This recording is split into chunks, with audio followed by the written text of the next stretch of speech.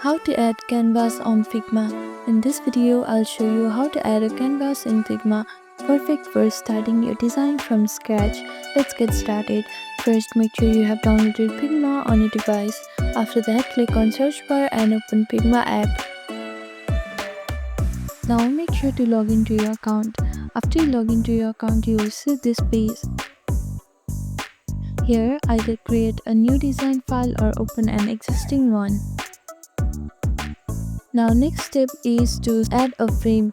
In Figma, our canvas is called a frame. To add one, press the F key on your keyboard or click the frame tool from the toolbar.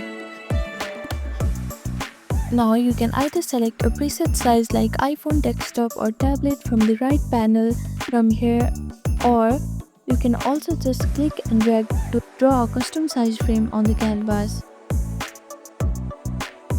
You can move and resize the frame to keep your project organized. And that's it. This is how you add canvas or frame in Figma.